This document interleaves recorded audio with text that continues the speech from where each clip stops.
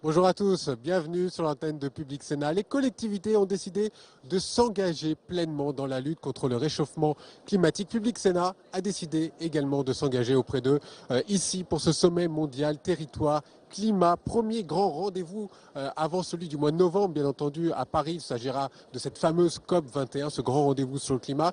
Et bien ici, les responsables des grandes villes ont décidé de travailler ensemble, de faire des propositions et de les soumettre bientôt dans une contribution en vue de cette convention climat. Le but, évidemment, de ces travaux qui vont avoir lieu ici, c'est de débattre de ce réchauffement climatique. Ça n'a échappé à personne. Il fait très chaud, on est en pleine période de canicule. C'est un sommet, évidemment, qui tombe à pic. Alors, des reportages, des débats, des décryptages. On va essayer de vous accompagner pendant 48 heures ici à Lyon, ici au Conseil régional de Rhône-Alpes. Alors, pour présenter un petit peu ce débat, pour présenter un petit peu ce sommet, deux invités m'accompagnent. Vanessa Lebin, bonjour. Vous êtes experte au GRS, c'est le groupe Énergie Renouvelable Environnement Solidarité, donc experte, on va les appeler ça comme ça. Et puis un autre expert, un parlementaire que vous connaissez bien sur l'antenne de Public Sénat. Il nous accompagne très souvent, c'est Ronan Dantec, sénateur écologique d'Europe de Loire-Atlantique. Vous êtes aussi l'un des experts de ce sommet mondial, l'un des organisateurs également. J'ai envie de commencer avec vous. L'importance de ce sommet, l'utilité de ce sommet, de quoi va-t-on parler ? On va d'abord délivrer un message aux États qui est de dire dans 6 mois, dans 5 mois à Paris, vous devez prendre vos responsabilités. Nous les prenons sur nos territoires. Aujourd'hui, les territoires sont en mouvement. Certains territoires, je pense à Vancouver, Copenhague, certaines grandes villes ont déjà une stratégie pour être neutres en carbone dès les années 2025-2030. Les territoires sont en mouvement. Il faut que les États aussi prennent leurs responsabilités, trouvent un accord ambitieux qui crédibilise un scénario de stabilisation du climat à la fin de l'année. Et puis, nous allons aussi prendre des engagements. Et pour la première fois à Lyon, la totalité des réseaux de collectivités territoriales du monde sont là. Nous allons agréger la totalité déjà des engagements pris à titre individuel par des villes, des régions et mettre des chiffres sur la table. Et puis enfin, nous allons dire, mais pour faire tout ça, nous avons aussi besoin que la COP intègre notre action et nous allons avoir des propositions précises, notamment en termes d'accès au financement, en termes de capacity building, pour reprendre un terme abscon de la négociation sur le climat. Donc c'est ça ce sommet, c'est ces 3 messages-là. Vanessa Lebin, vous aussi, vous qui êtes experte et que, en général, vous regardez ce qui se passe du sud vers le nord, est-ce qu'aujourd'hui, on peut dire qu'on peut s'attendre à non pas un sommet symbolique, un sommet concret, chiffré, et que les propositions qui vont sortir seront tenues compte par les États? On va rappeler quand même que ce sommet, c'est un sommet non étatique, c'est-à-dire que les États n'ont pas leur rôle à jouer, ce sont les villes et les territoires. Alors, on va effectivement, lors de ce sommet, avoir des engagements concrets des collectivités, des territoires locaux au sud comme au nord, qui vont dire « nous sommes prêts et nous voulons agir ». Donc on ne va pas forcément là, dans l'immédiat, mettre en place des projets, des programmes, etc. Néanmoins, ça va permettre de mettre en œuvre des coalitions d'acteurs qui vont essayer d'agir ensemble sur ces questions de lutte contre le changement climatique. Alors vous parliez de propositions tout à l'heure, j'aimerais qu'on rentre un petit peu dans du concret.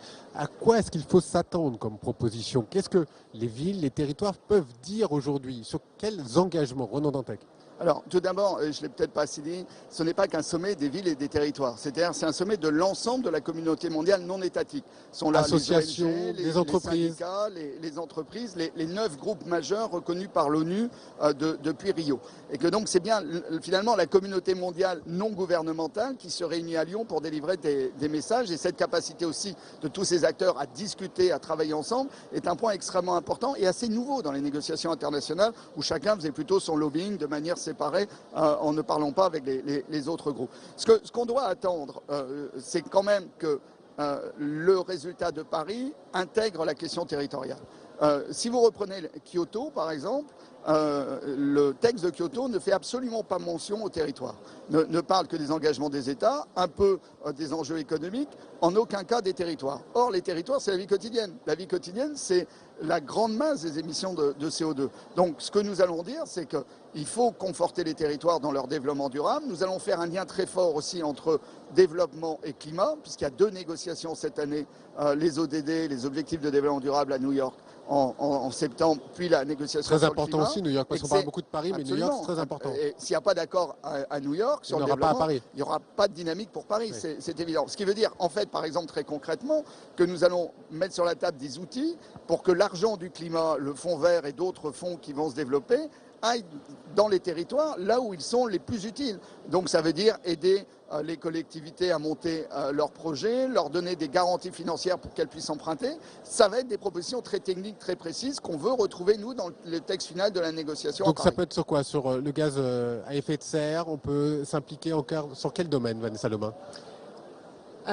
Ces engagements, donc, ils vont s'appliquer effectivement sur la limitation de gaz à effet de serre. Ils vont s'appliquer aussi sur la question de la transition énergétique, de l'accès à l'énergie, qui est une question fondamentale, qui doit aussi avoir une réponse différenciée en termes de financement. C'est-à-dire que il y a un certain nombre de projets, de grands programmes d'accès à l'énergie qui vont pouvoir être financés par des activités de marché, par exemple, mais d'autres dans des zones plus isolées, dans des territoires ruraux qui n'ont à l'heure actuelle aucun accès à l'énergie, par exemple. Il va évidemment falloir mettre en place d'autres outils. Et pour ça, il va falloir compter notamment sur les fonds multilatéraux qui sont mis en place. Alors pour nos téléspectateurs, on parle des territoires, on parle pas uniquement de la France, hein, on est bien d'accord, quand vous parlez des territoires ruraux, on parle du monde, parce que le monde entier a rendez-vous ici à Lyon. On a vu des gens d'Afrique, du Canada, on a vu vraiment du monde entier.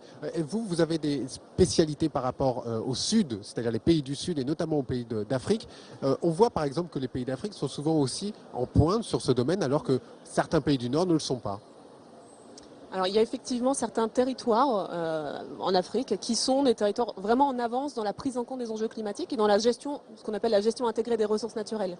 Et ces territoires-là, il faut qu'ils soient accompagnés, alors à la fois par de l'accompagnement très technique, notamment avec des coopérations décentralisées, des aides, des jumelages avec d'autres régions, et l'accompagnement aussi financier pour mettre en place les programmes. Mais effectivement, on a des territoires au Bénin, au Sénégal, qui ont cette dynamique-là avec un vrai leadership qui permet d'avancer. Ronan Dantec, je disais cet après-midi, François Hollande, aux alentours de 16h30, s'exprimera ici. Nicolas Hulot aussi viendra s'exprimer devant des jeunes, notamment cet après-midi. Qu'est-ce qu'on peut attendre du discours du président de la République cet après-midi? Je crois que ce qu'on peut attendre, alors évidemment, le président de la République est maître de ses discours, mais ce qu'on peut attendre, c'est qu'effectivement son engagement à intégrer l'action territoriale dans l'accord de Paris, même si la France est dans une situation toujours compliquée, puisque celui qui accueille la COP doit faire le texte finalement de consensus. Donc c'est pas vraiment la France qui va porter le plus de propositions. C'est effectivement c'est une difficulté, mais dans ce cadre-là, par exemple, Carole Dieschbourg, la ministre luxembourgeoise qui présidera l'Union européenne au moment de la COP, à partir d'aujourd'hui, et arrive à Lyon et recevra aussi nos propositions demain. Mais je crois qu'il faut que le président dise à quel point l'action territoriale est clé à l'échelle mondiale, dira peut-être un mot sur comment la France, avec la loi transition énergétique, que vous le savez, j'ai suivi au Sénat, va conforter l'action territoriale sur les questions énergie-climat. Et on a quand même des choses importantes dans la loi avec la généralisation des plans climat, air-énergie territoriaux. Et puis, il faut qu'il continue et renforce son discours, continue parce qu'il l'a déjà dit, mais renforce parce que les attentes financières sont fortes sur la question du développement. Puisque Addis Abeba est dans 15 jours, nous irons nous aussi à Addis Abeba avec les résultats du sommet de Lyon. On voit bien qu'aujourd'hui, l'argent n'est pas encore sur la table. Et que donc le G7 a un peu bougé, les Allemands ont dit qu'ils mettraient plus d'argent dans le fonds vert. Il va falloir trouver d'autres sources. Voilà, donc j'attends du président qu'il ouvre aussi sur la question du développement. Vous avez ouvert un débat, notamment celui du financement. On va y revenir dans quelques secondes. Une image peut-être, celle de la salle plénière. Vous voyez que les travaux continuent. Ils vont avoir lieu toute la matinée sur un certain nombre de thématiques. Mais avant, je voudrais vous proposer quelques interpellations que Paul Bouffard et Quentin Calmet ont recueillies ce matin à l'ouverture du sommet. Écoutez ces interpellations. Ils interpellent les élus, mais aussi leurs propositions. Et on revient en discuter un petit peu en plateau après. La planète n'a pas de frontières, les pays ont des frontières, mais le climat, lui, n'a pas de frontières. Alors après nous, ça serait les autres, si quelque chose n'est pas fait. Les gens parfois ils s'arrêtent et ils disent on ne peut pas changer le monde donc on ne fait rien. Mais à la fin on peut prendre des petites initiatives avec les budgets qu'on a et c'est juste une histoire d'avoir conscience. Aujourd'hui, on veut pouvoir arriver à un résultat concret parce que la déchéance est visible. Les effets des catastrophes dues aux modifications de notre climat sont visibles. Elles impactent gravement la vie de l'homme, le quotidien de la population. Vous êtes témoin autant que moi des inondations, des crues, des sécheresses, toutes ces choses qui impactent qui sont en fait des effets du changement climatique. On ne peut pas attendre que ça va venir des solutions magiques ou même que les choses vont changer dans une vitesse que l'environnement a besoin. Parce que nous sommes au bord d'une très très grave crise maintenant. Le syndrome de Copenhague devait être une leçon pour tout le monde et je pense que tout le monde a compris cela. À partir du moment où le territoire est la planète est notre bien commun, je pense que Copenhague devrait être une leçon pour tout le monde. La planète. Je voudrais revenir sur les derniers propos. Syndrome de Copenhague, on l'entend beaucoup dans cette discussion. Il y a une sorte de catastrophisme ambiant à chaque fois qu'on parle du climat et du syndrome de Copenhague. C'était un échec en fait de Copenhague. Peut-être Ronan Dantec et Vanessa Loma si vous voulez juste après. Est-ce que vous avez l'impression qu'on est toujours dans ce catastrophisme et que finalement on va d'échec en échec dans ces négociations? Oui, alors, c'est pas tant du catastrophisme que du fatalisme, parce que les gens sont aujourd'hui effectivement convaincus que le changement climatique est une catastrophe. Ce qui est en train de se passer en France, c'est quand même l'année la plus chaude. Globalement, tout ce qui se passe depuis une vingtaine d'années va plus vite que ce que les experts scientifiques ont prévu. C'est-à-dire, on n'est pas là-dessus, la catastrophe, elle est réelle, mesurée, et elle s'aggrave beaucoup plus vite que ce qu'on imaginait. Donc là, effectivement, il y a catastrophe. Mais il y a fatalisme, en fait. C'est-à-dire le sentiment aujourd'hui qu'on n'y peut rien, que les États ne dépasseront pas leurs intérêts nationaux, leurs égoïsmes nationaux, que finalement, il n'y a pas de voie pour stabiliser le climat, alors que tout le monde est convaincu que c'est extrêmement grave. Et ce fatalisme est terrible parce que derrière, ça veut dire que les territoires vont se dire l'autre va devenir de plus en plus une menace, il va y avoir des migrations, on va être en compétition pour l'eau, pour l'alimentation, et les territoires vont mettre leur énergie à se défendre des autres. Alors que nous, ce qu'on dit ici avec ces acteurs venus du monde entier, c'est l'autre voie. L'autre voie, c'est de renforcer la coopération, la mutualisation, d'aider au développement et à partir de là, de sortir de cette catastrophe. On change un petit peu les mentalités aussi. On est en train de s'apercevoir qu'on peut changer ces mentalités. Peut-être Vanessa Loma sur ce changement un petit peu dans l'état d'esprit. Alors il y a deux points là-dessus. Il y a effectivement énormément d'initiatives qui sont lancées, donc ce qu'on appelait le fameux agenda des solutions, avec des initiatives du secteur privé, des initiatives d'ONG, d'initiatives de territoire, donc notamment le sommet de Lyon fait partie de ces initiatives-là, qui s'engagent réellement à changer la donne, à essayer de faire leur part d'efforts dans la lutte contre les changements climatiques. Donc ça, c'est un premier élément.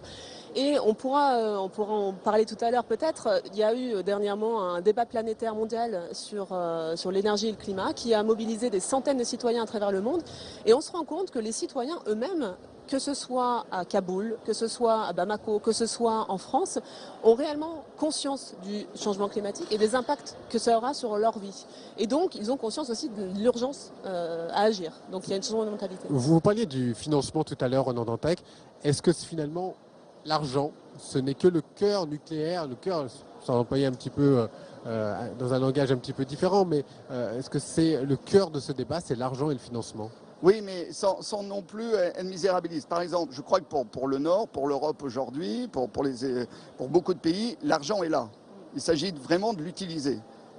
C'est pas obligatoirement toujours la revendication d'avoir plus d'argent. Des fois, c'est simplement les outils qui manquent pour l'utiliser. Par contre, je crois que pour le Sud, très clairement, aujourd'hui, il faut des mécanismes qui permettent d'investir sur le transport public dans les mégalopoles africaines, sur l'accès à l'énergie, ce que disait Vanessa Loma. Là, il faut de nouveaux financements.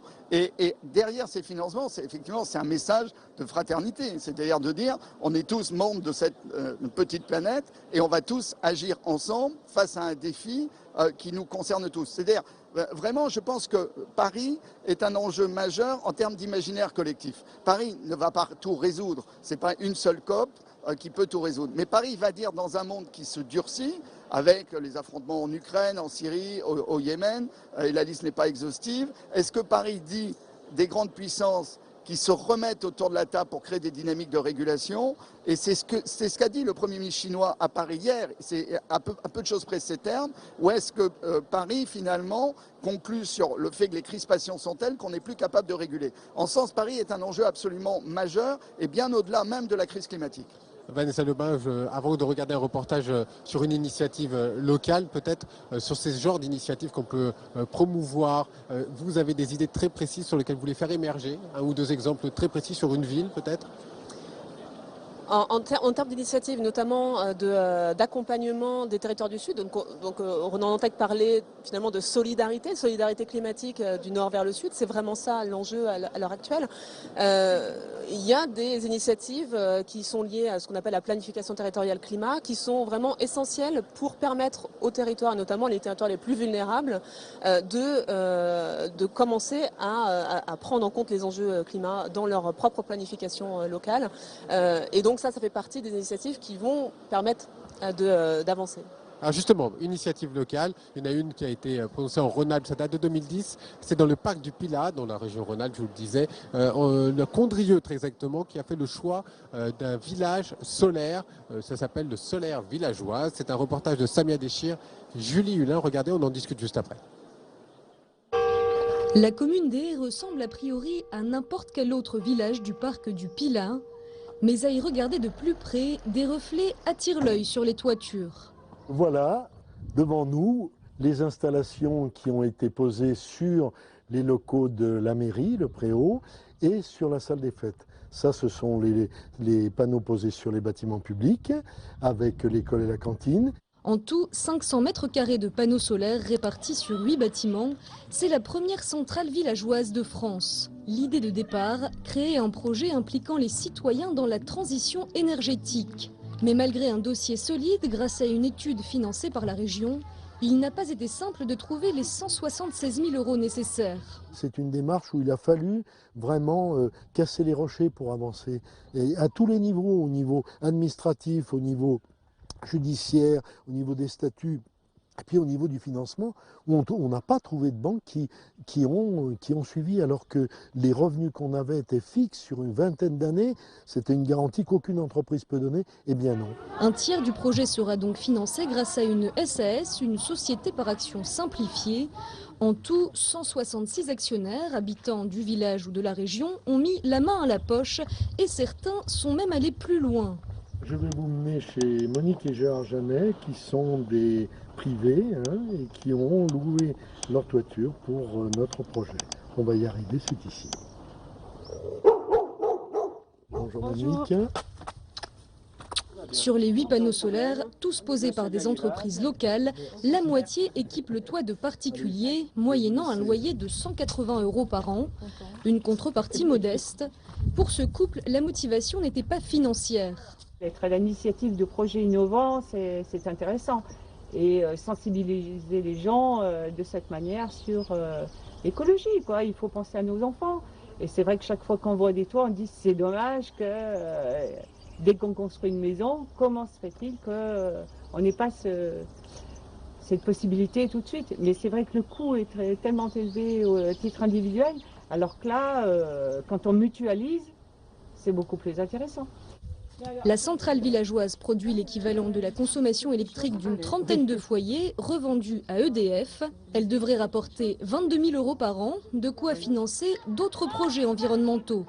Un modèle novateur qui fait déjà école. Une autre centrale vient d'être inaugurée dans le parc des Bauges. La centrale solaire villageoise, reportage Samia Déchir, Julie Hulin. On parlait tout à l'heure justement des citoyens, des initiatives avec Vanessa Lebin. Justement, ce genre d'initiative, on peut s'imaginer que le vrai changement ne vient pas forcément des États, peut-être des villes, mais surtout des citoyens finalement. Ronan Dantec, Vanessa, qui vous commencez. Ronan Dantec. Oui, tout à fait, mais moi je crois que beaucoup d'élus, malheureusement des fois aussi au Sénat, n'ont pas encore intégré à quel point les citoyens voulaient une réponse sur la crise climatique. Et moi j'ai longtemps été en charge du plan climat de Nantes Métropole, un des plus ambitieux de France. Et ce que nous disent les citoyens, c'est de dire allez-y. agissez. Ils sont très heureux qu'on leur mette un plan climat qui tienne à moins 30, moins 40, moins 50% d'émissions de gaz à effet de serre. Mais après, ils nous disent, mais moi, je fais comment? Et c'est-à-dire, il y a vraiment un déficit d'information, une capacité pédagogique qui nous remet tous en cause aussi, de dire, voilà, comment vous pouvez faire. Et je crois qu'à partir de là, les citoyens y suivent. Vous n'avez pas l'impression que quand on parle climat, les gens partent en courant? Ah non, pas du tout. Non. Pas du tout. Nous, à Nantes, on a mis des centaines de millions d'euros sur le climat à travers les politiques énergie ou transport. J'ai jamais eu un citoyen qui m'a dit c'est irresponsable, que la crise climatique ça n'existe pas, il ne faut pas mettre de l'argent là. Ça, non, c'est pas vrai. Non, ce qui est nouveau avec votre reportage, et ça je crois que c'est extrêmement intéressant, c'est qu'en plus aujourd'hui les évolutions technologiques, notamment le photovoltaïque, fait qu'on peut produire de l'énergie à un prix très maîtrisé. Le photovoltaïque, demain, c'est l'énergie la moins chère dans le monde, et donc ça va répondre aussi à des enjeux dans le Sud, et ça change le paradigme énergétique, c'est-à-dire que c'est le citoyen lui-même qui finalement demain va s'équiper, va réduire sa facture, ça a été très bien dit dans le reportage. Alors pour la France c'est très compliqué parce que c'est le pays le plus centralisé sur la production électrique, donc on voit bien les tensions avec l'ancien système qui est un peu condamné, ça c'est un fait, et on va sortir du nucléaire progressivement comme tout le monde. Mais petit à petit si on en croit le gouvernement. Oui, non, mais c'est compliqué en France évidemment. Vous ne voulez pas faire de politique politicienne, je comprends. Non, c'est pas politicien, c'est un changement de paradigme, et avec des citoyens qui vont devenir producteurs-consommateurs, et c'est une autre vision de sa responsabilité. Alors, Vanessa Lebrun, justement, sur cette idée du citoyen un petit peu à la pointe, qu'est-ce qu'on peut dire justement à ces citoyens? Est-ce qu'il y a un appel aujourd'hui à une prise de conscience? Est-ce que les citoyens sont à même aujourd'hui de se prendre en main plus que les villes, plus que les États? Alors moi, je vais plutôt parler des citoyens des pays en développement, puisque c'est là qu'on travaille le plus. Et je rejoins Ronan sur le fait qu'effectivement, il y a une prise de conscience qui est très forte, et en particulier dans les pays en développement, dans la mesure où c'est eux qui subissent les impacts. Et les impacts, ils les voient déjà. Le changement climatique, c'est une réalité pour la plupart de ces pays-là. Et ce qui est vraiment très intéressant, c'est qu'effectivement, à l'heure actuelle, les technologies qui existent permettent aux citoyens de tous les territoires, même les plus isolés, de prendre en main leur destin.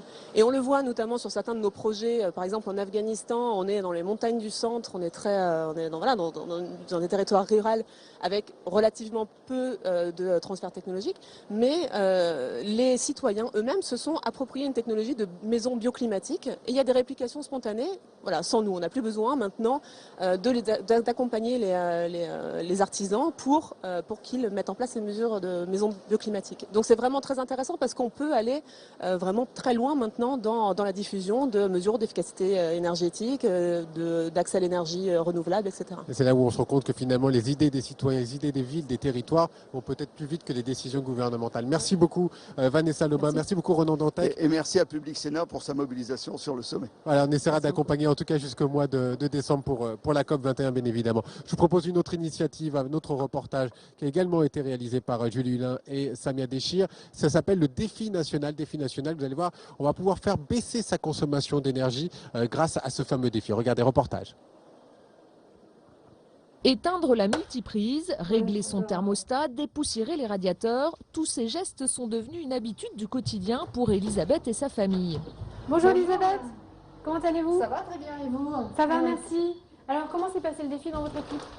Très bien, hein. Sur les résultats on a atteint moins 18% sur l'ensemble de l'équipe, sur l'énergie, et moins 15% sur l'eau. Sur les économies d'eau. L'hiver dernier, motivée par sa voisine, Elisabeth s'est lancée dans le défi Famille à énergie positive. Une équipe de plusieurs familles de voisins et un pari, atteindre 8% d'économie d'énergie entre novembre et avril. L'idée c'est de montrer qu'à l'échelle d'un foyer, on peut aussi réduire ses consommations d'énergie de manière ludique et conviviale, sans contrainte. Et qu'on peut facilement réduire ses factures. En moyenne, les participants économisent 200 € sur leur facture énergie. À la disposition des familles, un livret de conseils et des petits outils pour faciliter la prise de conscience. On remet à chaque équipe cette mallette, on leur prête cette mallette sur la durée du défi avec du matériel notamment de mesure pour prendre conscience des consommations. Alors notamment il y a un wattmètre qui permet de mesurer la consommation des appareils électriques. Des outils qui apportent parfois des surprises. Venez voir. Voilà. Regardez, on se rend compte que la machine, tout arrêté, pas de veille, rien. Elle consomme 0,8 watts. Il n'y a pas de petite ampoule, il n'y a rien du tout. Non. Donc on pense qu'elle est éteinte. Ouais. Et en fait, il y a moins d'1 watt en veille. Voilà. Pour mesurer leur progrès, un site est à la disposition de chaque famille avec un logiciel qui calcule automatiquement les variations de consommation d'énergie. Au début, les résultats n'étaient pas terribles, parce que j'étais à plus 6%, plus 10% par rapport à l'année précédente. Et puis pendant les vacances de Noël, on voit bien, là où j'ai eu un petit peu de temps et que j'ai pu mettre en place tous les gestes, les consommations se sont écroulées. Et on peut voir, voilà, moins 6, moins 16, moins 26% par rapport à l'année précédente. Et puis à la fin du défi, moins 66% par rapport à l'année dernière. Résultat pour Elisabeth, 400 € d'économiser sur sa facture. Une vraie surprise pour cette famille déjà sensibilisée à l'environnement et uniquement avec des gestes très simples. De couvrir les plats, enfin les casseroles, quand l'eau chauffe, ça permet d'économiser jusqu'à 25% du gaz que l'on utilise pour la cuisine. Avec le temps, toute la famille s'est convertie aux éco-gestes du quotidien. Lionel, le papa, aimerait que certaines douches soient encore raccourcies, mais surtout que la prise de conscience s'élargisse. J'ai un regret, c'est qu'en fait, au niveau de la famille, d'un groupe d'amis, on y arrive très bien. Mais ce que je regrette un peu, c'est qu'au boulot, on laisse toutes les lumières allumées. Au boulot, on met la clim à fond. À la mairie, on va avoir la douche dans les vestiaires du stade qui va couler tout le temps et qui ne s'arrête pas. C'est dommage. L'hiver prochain, la famille se lancera peut-être à nouveau dans le défi. En Rhône-Alpes, elles sont déjà plus de 1700 à avoir joué le jeu de l'engagement pour le climat. Voilà pour ce reportage, cette initiative très intéressante. Vous avez vu qu'on peut faire baisser sa facture de façon très importante dans ce reportage. Deux invités nous ont rejoints, Jean-Luc Aigouin, bonjour. Vous êtes le vice-président des Écomères de France. Vous êtes le maire de Saint-Jean-de-Serre, c'est dans le Gard, à peu près 500 habitants, c'est bien ça?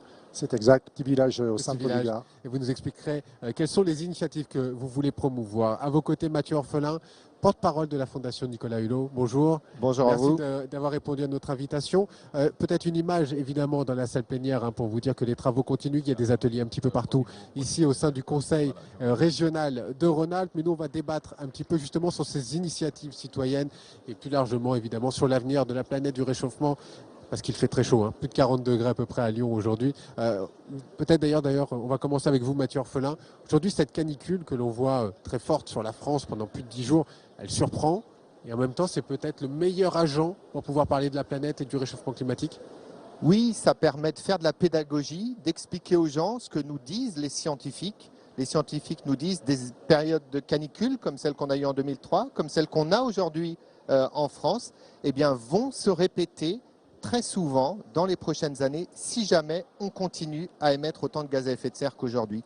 Donc effectivement, on ne peut pas dire que tel ou tel événement climatique extrême est dû directement au changement climatique, mais par contre les scientifiques sont formels, il y aura de plus en plus de canicules en France à cause du changement climatique et si on réduit nos émissions, on pourra baisser le nombre de canicules dans les années à venir. Voilà, en tout cas pour cette prise de conscience. Jean-Luc Aigouin, on l'a vu dans cette idée de reportage, ça vient aussi de la part des villes, des maires, mais aussi des citoyens qui se prennent un petit peu en main. C'était notre discussion tout à l'heure dans le débat juste avant de votre arrivée. Vous, par exemple, les écomères, est-ce que vous pouvez nous expliquer exactement ce que sont ces écomères? Est-ce que vous voulez essayer de promouvoir? Alors les écomères, ce sont des maires qui sont particulièrement engagés dans ce processus de développement durable. Ce sont des gens qui essaient de faire remonter les initiatives de terrain, de les valoriser, notamment à travers les trophées Éco-Action tous les ans. Mais aussi, on va au-delà de ça, vers la coopération décentralisée, vers d'autres pays, notamment du Sud. Et donc, on essaie de mettre en avant. Et puis, on est aussi, comment dirais-je, des porte-parole, comme vous, de ces actions pour la biodiversité et puis, de manière plus générale, pour le climat. Ce sommet sur les territoires, tous les territoires, on ne parle pas uniquement de la France, de l'Europe, mais on parle du monde entier. Le monde entier est à Lyon aujourd'hui. C'est l'un des premiers du genre.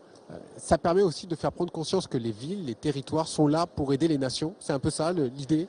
Oui, il y a deux idées importantes. La première, c'est de dire que l'avenir du monde se jouera bien sûr à Paris, mais il se joue d'abord dans tous les territoires et dans toutes les villes du monde, parce qu'il faut que tous les territoires se mobilisent sur cette question planétaire. Ça, c'est très important. Et puis après, envoyer un message fort aux chefs d'État, puisqu'aujourd'hui, les premiers engagements qui sont sur la table ne sont pas suffisants, y compris avec l'annonce de la Chine hier. Je crois qu'il faut que chacun prenne conscience que les chefs d'État doivent faire plus, et pour ça, la pression positive et exigeante des acteurs de territoire est très importante, c'est fondamental. Ça n'était pas assez fort à Copenhague, il faut donc maintenir cette pression forte avant Paris. Justement, on parlait tout à l'heure de cet esprit de Copenhague qu'il faut éliminer, bien sûr, parce que c'est un sentiment de défaite, d'échec. C'est aussi pour cela que les territoires veulent se mobiliser. Moi, il y a un livre aussi qui m'a frappé, qui est sorti il y a très récemment, de Benjamin Harber, qui est un spécialiste, économiste, etc., américain, qui s'appelle « Et si les maires gouvernaient le monde ?» Est-ce que ça vous surprendrait si les maires gouvernaient le monde ? Quelque part, on exerce une forme de gouvernance, puisqu'on est très nombreux, on est 36 000, un peu plus de 36 000 en France, et je crois que chacun, nous avons surtout la connaissance de notre territoire, la proximité avec les citoyens qui sont des éléments forts, et puis comme au niveau de la planète, on voit la globalité, donc il faut prendre ça ensemble. Au niveau de notre commune, par exemple, aussi, on a une vision globale à travers ce qui s'appelle un agenda 21, qui a été reconnu par le ministère.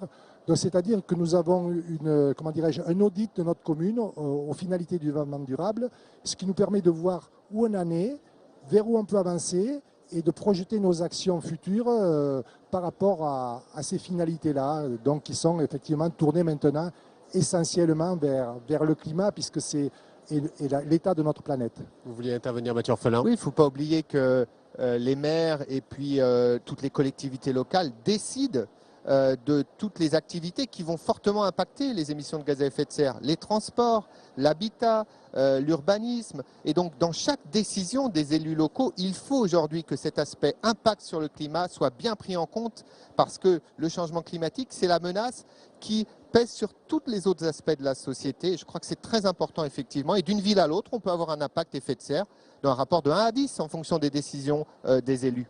Quand vous discutez un peu avec vos concitoyens, vos élus, vos administrés, quel sentiment est-ce qu'ils vous donnent? Faites-nous un petit peu la remontée un petit peu de la base. Alors, le sentiment qu'ont nos concitoyens, donc nous sommes à la campagne, comme on dit, et ce qu'ils voient, c'est que aussi chez nous, il y a des pratiques qui existent depuis un certain nombre d'années et qu'il faut les modifier, notamment au niveau des agriculteurs, puisque chez nous, on est impacté par la viticulture. Simplement, pour passer au zéro phyto, comme on dit, et puis aux pratiques bio, je crois qu'il faut essayer, il y a plusieurs passages. Alors on voudrait aller vite, mais surtout il faut se mettre sur le chemin. C'est ça qui est important, c'est de prendre une décision à un moment donné. Voilà, maintenant il faut être décidé, convaincu et mettre en œuvre des pratiques innovantes qui permettent d'éliminer certains points nocifs et d'être beaucoup plus vertueux. On parle aussi beaucoup d'emplois. Il y a des emplois aussi dans l'économie verte. Vous pouvez en proposer ? Alors dans l'économie verte, par exemple chez nous, il y a quelques personnes qui se lancent effectivement. On a le retour du cheval. Alors c'est très, comment dirais-je, petit ça, mais voilà, il y a quelques initiatives qui ensuite se vont dans d'autres communes. Voilà, le cheval pour récupérer les ordures ménagères, le cheval qui va retravailler la terre. Mais c'est quelques petits impacts, mais ça donne surtout le signal. Voilà, le signal que c'est en marche et que maintenant on ne peut plus fermer les yeux. Autour de ce sommet, je voudrais qu'on revienne un petit peu sur l'avenir, c'est-à-dire aussi la COP 21, ce grand rendez-vous du climat à Paris. Est-ce que vous avez le sentiment, après les négociations qui ont eu lieu à New York il y a 2 jours, le Premier ministre chinois qui a annoncé un certain nombre de mesures également, notamment sur la baisse du gaz à effet de serre, vous avez le sentiment qu'on peut réussir cette COP ? De toute façon, on doit réussir, parce qu'il n'y a pas de planète de rechange, il n'y a pas de solution B, donc de toute façon, on a une obligation de résultat. Il y a aujourd'hui 42 États qui ont mis sur la table leurs engagements. On attend les autres, puisque c'est un peu l'originalité de Paris, c'est que c'est pour la première fois, tous les pays du monde vont mettre des engagements sur la table. À la lumière de ce qui est pour l'instant avec les 40 premiers pays, on n'est pas sur la route des 2 degrés. Je crois que c'est important de le redire. Bien sûr qu'il faut se féliciter, par exemple, que la Chine prenne enfin, comme hier, ce tournant vers la transition énergétique, mais il faut avoir le courage de dire et de constater qu'aujourd'hui, il y a encore un écart entre ce qu'il faudrait faire comme effort et ce qui est sur la table. Et nous, à la Fondation Nicolas Hulot, on n'est pas loin. En gros, il faudrait que tous les grands pays, les États-Unis, l'Union européenne, la Chine, tous les pays les plus émetteurs, fassent 1% d'efforts en plus par an sur 15 ans pour se remettre sur la route des 2 degrés. Est-ce que c'est vraiment inatteignable? Est-ce que c'est vraiment hors de portée? On pense que non. Mais je crois qu'il faut avoir le courage de dire aller plus loin, les États aller plus loin, notamment ceux qui ont le plus pollué au cours des dernières années. Est-ce que vous diriez que si on n'arrive pas à cette baisse des 2 degrés, c'est un petit peu l'objectif qu'on s'est fixé, ce sommet sera un échec? Il faut se remettre sur cette route des scientifiques. Donc le plus tôt sera le mieux. Les scientifiques aussi nous disent tout se joue dans les 10 ans à venir. Donc bien sûr qu'une des sorties de l'accord de Paris, ce sera de dire on se reverra tous les 5 ans, etc. Mais pourquoi reperdre 5 ans? Il y a encore d'autres COP qui arrivent. Voilà, je crois qu'aujourd'hui, il faut que les chefs d'État aient le courage de dire oui, je vais faire un petit peu plus. Oui, moi, la Chine, hier, je me suis engagé à un certain nombre d'efforts, mais je peux faire un peu plus. L'Europe peut faire plus, elle s'est engagée sur moins 40% en 2030, on peut aller au moins 50%. Les États-Unis peuvent faire un geste aussi. C'est important que tous les pays qui ont été les principaux pollueurs fassent un geste en plus. Et puis, il y a l'autre sujet très important, c'est les financements. À Copenhague, les pays industrialisés ont dit, voilà, on va, à partir de 2020, mettre 100 milliards de dollars par an sur la table, public et privé. Eh bien, je crois que les pays en développement, aujourd'hui, ils attendent la concrétisation de cette promesse. C'est très important. L'accord de Paris se jouera aussi là. Vous avez rencontré aussi d'autres maires, j'imagine, aujourd'hui lors de ce sommet, parce qu'on a vu des maires venus du monde entier. Qu'est-ce qu'ils vous disent? Vous avez un échange avec eux. Qu'est-ce qu'il faut? Alors, un petit peu de retour d'expérience. Le retour d'expérience, effectivement, par exemple, il y a une association qui s'appelle Notre Village et qui a fait un guide des bonnes pratiques, c'est-à-dire qui a sollicité les élus un petit peu partout sur les territoires pour qu'ils fassent remonter comment ils pratiquent dans cette optique-là. Mais ce que je voudrais dire aussi, tout à l'heure, on a parlé de nos concitoyens, je crois qu'il y a une catégorie qui est très importante, c'est la jeunesse. Je crois que nous avons tout l'impact du passé, de notre vécu. Mais ces jeunes qui arrivent maintenant, je crois qu'on a un souci d'éducation, de formation, d'accompagnement. Et à travers notamment l'école, où on peut mettre par exemple les activités périscolaires. Nous, depuis 2 ans, je le disais tout à l'heure, elles sont toutes tournées vers le développement durable. Ça fait partie de notre agenda 21. Cette année, la thématique, ça va être tous, comment dirais-je, pour la planète. Voilà. Donc il va y avoir des activités pour la biodiversité, mais aussi pour le bien-être, la santé, la nutrition. Tout ça, ça va faire que nos enfants, la base, l'éducation. Ils vont comprendre, ils vont le mettre en pratique. S'il n'y a pas de pratique, notre école, elle aussi, elle a été un petit peu aménagée de façon à avoir des boutons poussoirs, d'avoir la récupération d'eau de pluie, des plantes méditerranéennes. Et les enfants, au quotidien, ils sont là-dedans. Ils vont être porteurs d'un message, surtout si les enseignants aussi ont une formation. Et je crois que là, il y a un grand chemin à faire encore. Je crois qu'on ne le met pas assez en avant, mais l'éducation, l'enseignement sont des vecteurs importants, tout comme l'innovation. C'est vrai que tout passe évidemment par l'éducation et prioritairement sur l'environnement, bien sûr. Mathieu Orphelin. Oui, c'est un enjeu majeur de la COP21, cette mobilisation de la jeunesse qui doit porter ce combat environnemental, ce combat écologique. Effectivement, c'est des combats qui ne sont pas assez portés aujourd'hui et il faut que la jeunesse prenne toute sa part. Donc effectivement, je crois que c'est un des grands enjeux. C'est très bien ce que vous faites effectivement et assez remarquable avec les tout jeunes dans les activités périscolaires. C'est important de mobiliser aussi les collégiens, les lycéens, les universités, les apprentis, tous les jeunes. Ceux qui travaillent également, je crois que c'est leur avenir aussi qui se joue et c'est à eux de prendre le flambeau puisque nos générations auront été pas très bonnes sur ces sujets-là et donc il faut qu'on continue bien sûr à s'améliorer, mais eux, ils sont nés avec le changement climatique. C'est les premières choses qu'ils apprennent dans les cours d'histoire géo aujourd'hui, alors que nous, on n'en avait jamais entendu parler. Il y a un changement et je crois qu'il faut miser, il ne faut pas se dédouaner sur eux. Ce n'est pas à eux de régler ce qu'on n'a pas su régler, mais cette mobilisation est très importante. Vous voulez intervenir, Jean-Luc Aigouin? Oui, je voulais intervenir par rapport tout à l'heure à la viticulture. On a mis en place également de l'innovation. C'est-à-dire, les vignes, elles produisent du très bon vin, on le sait, partout en France, mais également, elles produisent du bois, le sarment de vigne, qui lui revient tous les ans. Et donc, sur notre agglomération, à Alès, nous avons mis en place la récupération des bois sarments de vigne pour en faire des granulés bois. Et c'est très important puisque sur ma commune, par exemple, nous avons un potentiel de 400 tonnes de bois.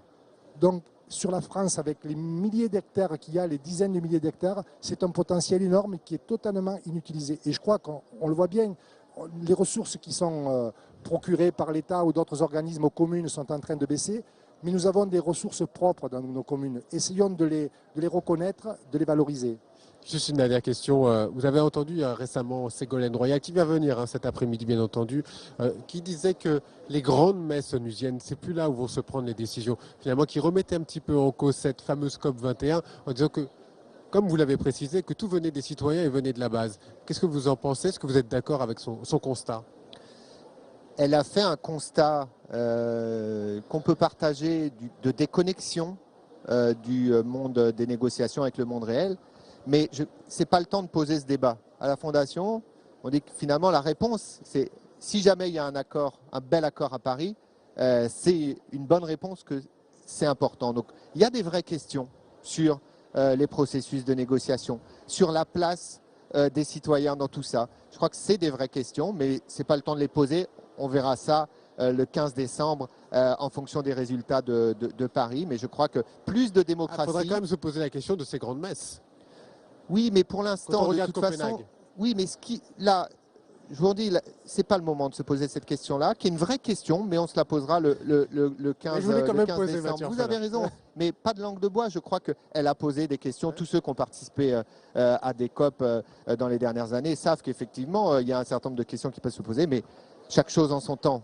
Jean-Luc Aigouin, peut-être juste sur ce thème. Oui, mais je crois que quand même Ségolène Royal, elle a prôné la démocratie participative en un temps.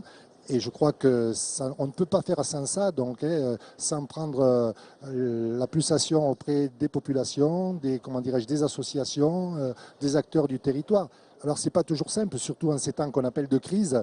On aurait plutôt tendance à se recroqueviller des fois sur nous-mêmes et sur des choses qui paraissent plus essentielles. Je crois qu'il y a un vrai combat parce que même là avec ça, je crois que ça fait partie, je ne sais pas si vous êtes d'accord, mais il y a quand même, malgré cette volonté, des gens qui se renferment un petit peu sur eux, et alors qu'il faut vraiment s'ouvrir. Ouverture. Oui, et puis une vraie question. Nous, on est tout le temps dedans, on a l'impression que tout le monde en parle, mais c'est pas vrai. C'est pour ça que je parlais tout à l'heure, parce que les gens s'y intéressent vraiment. On est venu en TGV avec 5 jeunes qui participent au salon aujourd'hui.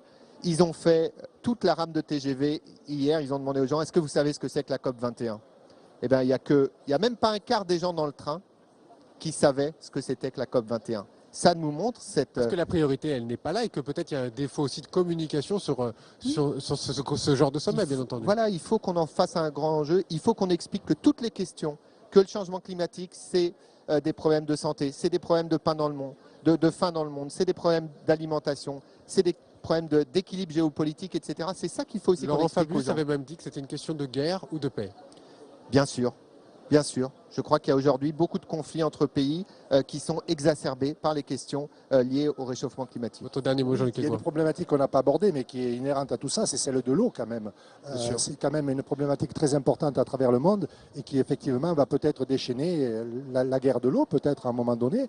Et puis bon, ces effets, comment dirais-je, de chaleur, de degrés en plus, il y a des effets migratoires qui peuvent arriver. Et je crois que là, il faut vraiment qu'on prenne conscience qu'on y est dedans et on ne peut même plus regarder derrière, je crois qu'il faut foncer devant. Voilà, les ateliers sont ici évidemment pour avoir un certain nombre de propositions qui seront formulées aux États. Merci d'être intervenu sur notre plateau, Mathieu Orphelin. Merci. Jean-Luc Aigouin, merci beaucoup. On va aller un petit peu dans la salle plénière. On va écouter le président du Conseil régional de Rhône-Alpes, Jean-Jacques Kéran, qui est intervenu tout à l'heure pour lancer les travaux. Écoutez. Président de la région Rhône-Alpes, Jean-Jacques Kéran. Merci à vous.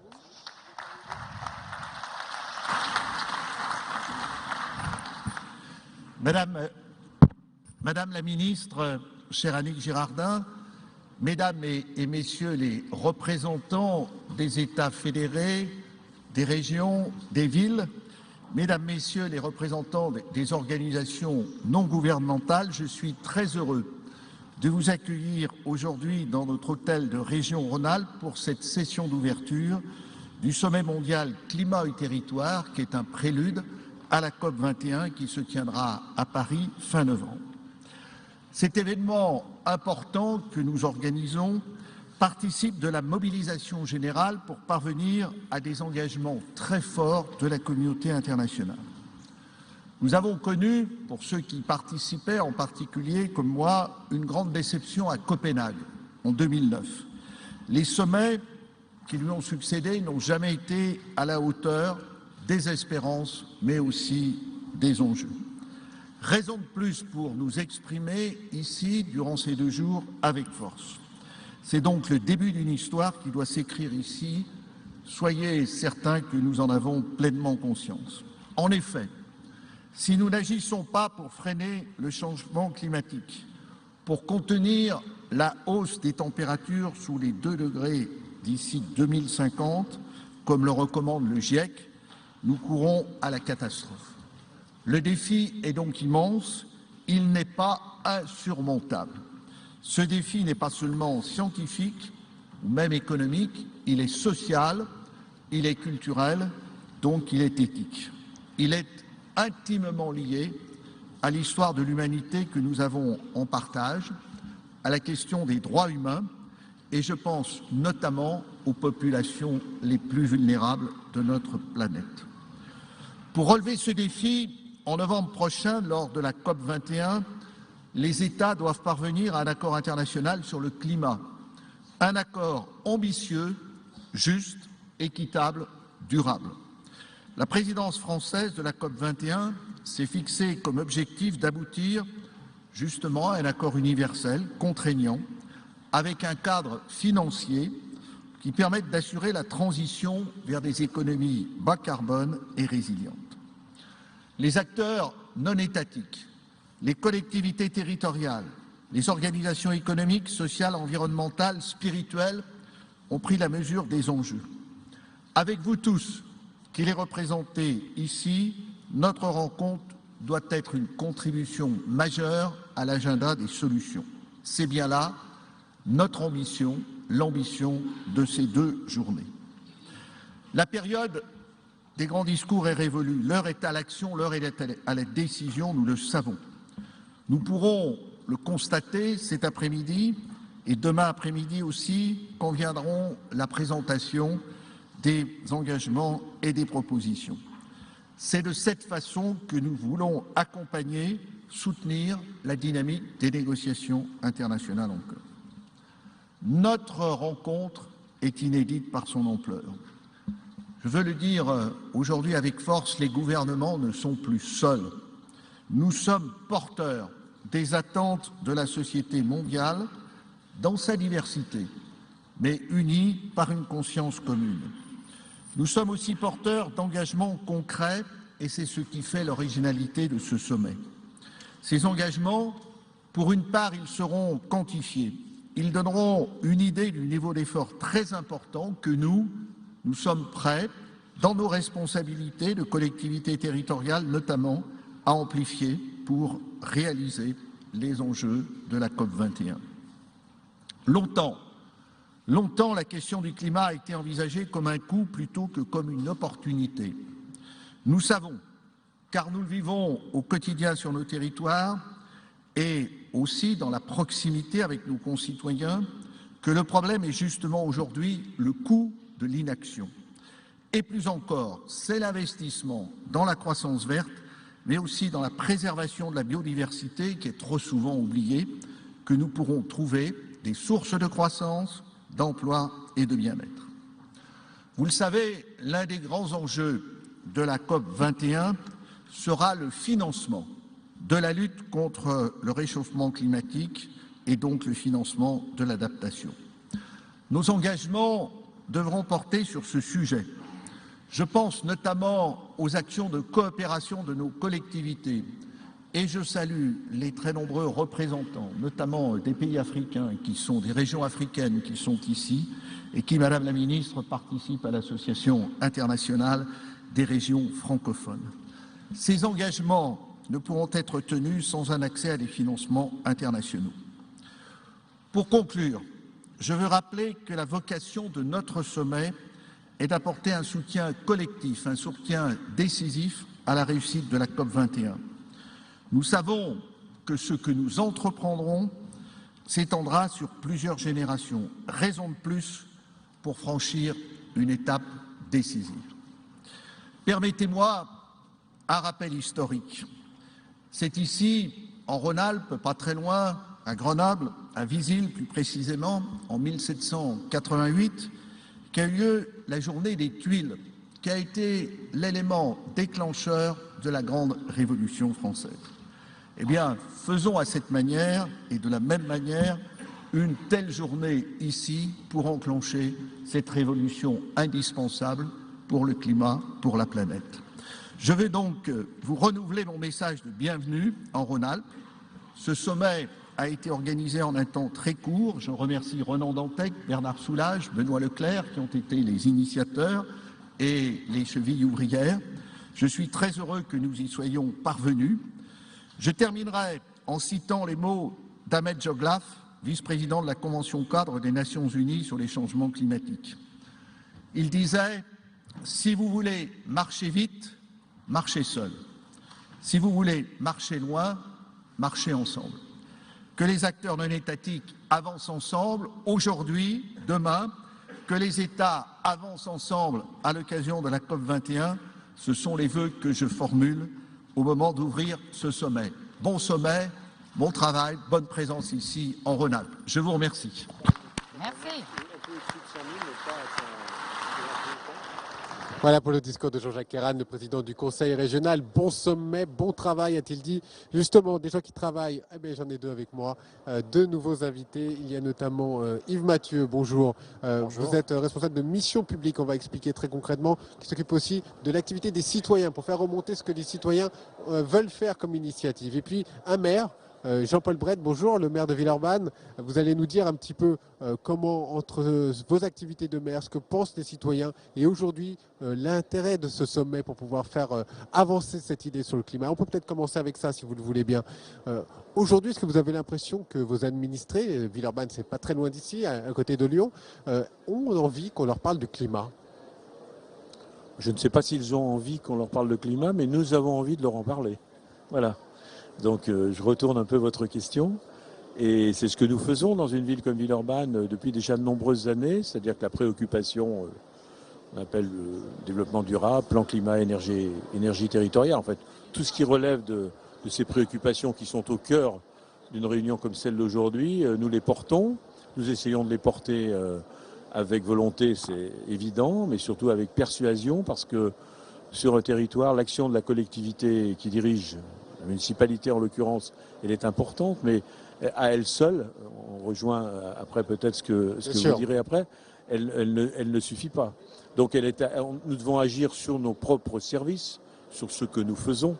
On a quand même des bâtiments publics, on est une entreprise avec des gens qui travaillent, donc on les accompagne dans ces actes, mais ça n'a de sens que si le public auquel nous nous adressons s'élargit, et c'est le public de la ville, quoi. Il faut donc être pédagogue, exemplaire, entraînant. Je vais continuer 2 petites secondes avec vous, Yves Mathieu. Je viens revenir vers vous. Quand on est maire d'une grande ville comme la vôtre, est-ce qu'on se sent un petit peu seul face à ces grandes responsabilités autour du climat, ou est-ce que vous avez l'impression d'être aidé par l'État suffisamment? Non, moi je me sens pas seul. Je me sens dans un rôle, pas dire de chef, mais en tout cas d'entraîneur, si on peut dire de coach. À Villeurbanne en plus. Oui, parce qu'on a des vraies capacités d'action. Donc j'ai pas de solitude. On peut quelquefois rencontrer des difficultés pour faire avancer les choses. Mais au contraire, je trouve que là où je suis, j'ai beaucoup de possibilités. Vous voyez, par exemple, sans être parler trop personnellement, mon parcours avant d'être maire, j'étais maître de conférence en biologie végétale. Donc j'ai un parcours d'universitaire dans la biologie, la biodiversité, l'écologie, non pas politique, mais je suis un écologue, si on peut dire, plutôt qu'un écologiste, parce que ça renvoie aujourd'hui à autre chose. Et donc j'ai trouvé dans l'exercice du métier de maire la possibilité, d'une certaine manière, de faire qu'un certain nombre de convictions que j'avais acquis dans le domaine du savoir, de la connaissance, elles trouvent un vrai terrain d'expérience. Du laboratoire, je passe au laboratoire qu'est la ville. Alors on ne peut pas tout faire, mais j'ai une capacité de conviction en matière de biodiversité, en matière de présence du végétal dans la ville, avec ce que ça apporte, qui est renforcée par ce que je suis. Avant d'y revenir, Jean-Paul Brett, je voudrais voir avec Yves Mathieu, mission publique, très exactement, concrètement, quelle est votre mission ? Alors nous sommes une agence, une équipe de 8 personnes et nous travaillons dans le domaine de la démocratie participative. C'est un grand mot, c'est très large, mais concrètement. Concrètement, notre métier, c'est d'inviter des citoyens à se réunir en assemblée, en conférence de citoyens et de s'emparer de sujets politiques pour, en tant que citoyen, remettre un avis aux élus sur ce qu'ils devraient, ce qu'ils pourraient prendre en compte. Justement, là c'est un vrai dialogue que vous pouvez avoir entre vous. C'est-à-dire que ce que vous faites remonter du terrain, vous l'adressez aux maires, aux grands élus, des collectivités, c'est bien ça ? Quand on fait ce travail en France, oui, c'est en lien avec des maires, avec des présidents de région, présidents de conseil départemental. Et l'idée, c'est que les décisions publiques méritent d'être enrichies par le regard citoyen et que ça demande des méthodes, des démarches. Il ne suffit pas d'ouvrir un site internet et de demander aux gens qu'est-ce que vous feriez, quoi. Ça demande autre chose. Et on revient à du tirage au sort. Donc on va chercher des gens qui ne viennent pas d'habitude, parce que j'imagine que vous avez... Les gens qui viennent vous voir, c'est soit des gens qui ne sont pas contents avec certaines décisions, ou des gens qui vous soutiennent beaucoup. Et on va chercher l'entre-deux aussi. C'est les gens éloignés, les gens qui ne disent rien d'habitude. On les amène et on aide à réconcilier les citoyens avec les élus et les politiques publiques. Jean-Paul Bret. Cette problématique, on la connaît parce qu'on la pratique. On a une démocratie participative, concertative, enfin, on la pratique sur beaucoup de choses dans la vie locale, sur les grands projets urbains, sur la vie quotidienne. Et donc la notion de conseil citoyen, avec des citoyens tirés au sort, on la met en œuvre avec quelquefois quelques difficultés pour le tirage au sort, qui a priori permet d'avoir des gens qui ne viendraient pas naturellement, mais qu'il est quelquefois difficile de garder dans la durée.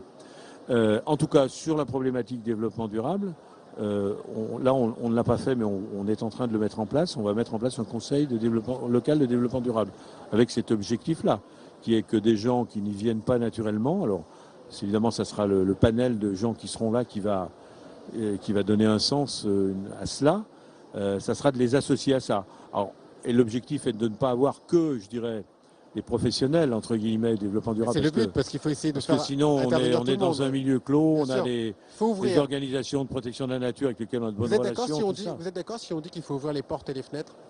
Qu'il faut ouvrir l'espace à tout le monde? Par exemple, ce genre de sommet, d'avoir le maximum de retombées de citoyens? Oui, après, il y a la contrainte quand même toujours physique d'accueillir et de parler aux gens. Et, voilà. Mais après, ce qui s'y dit et ce qui s'y fait, évidemment, il n'y a aucune réserve à ce que ça soit partagé par le plus grand nombre. Yves Mathieu. Mais au niveau des élus comme vous, évidemment, c'est devenu une pratique courante.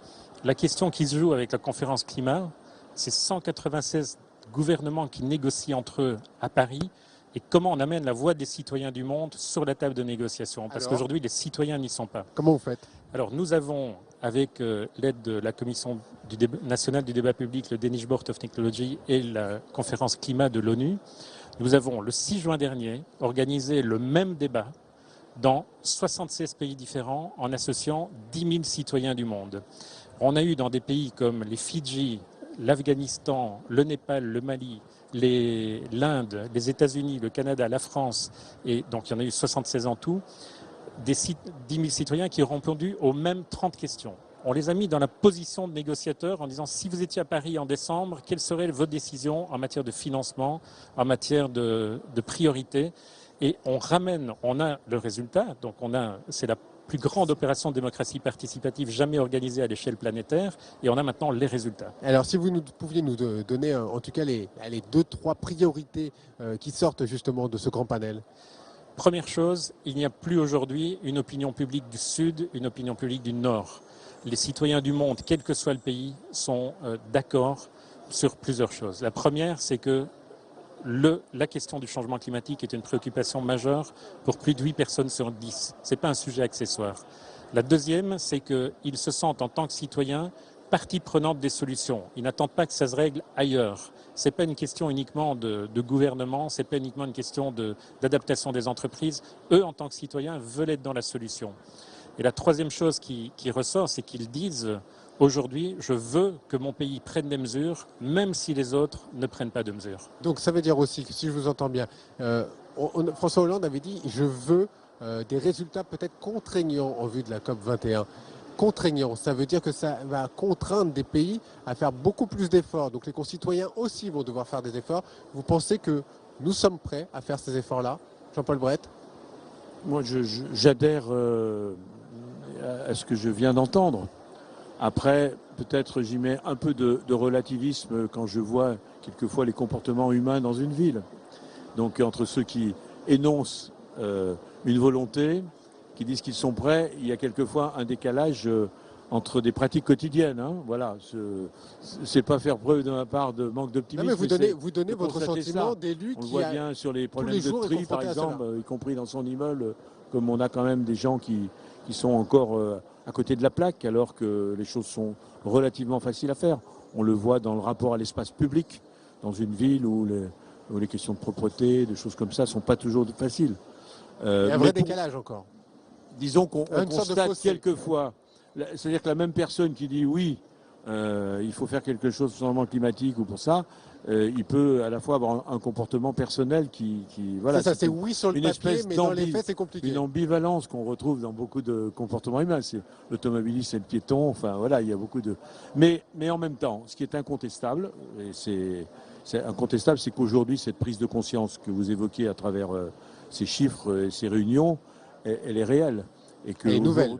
Elle est nouvelle, mais elle s'inscrit déjà quand même une histoire qui est déjà ancienne, hein, quelques années, voire dizaines d'années pour certains.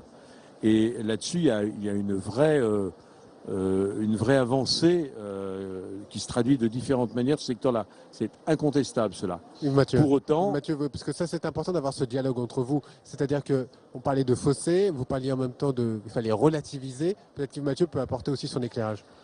Oui, vous parliez d'efforts.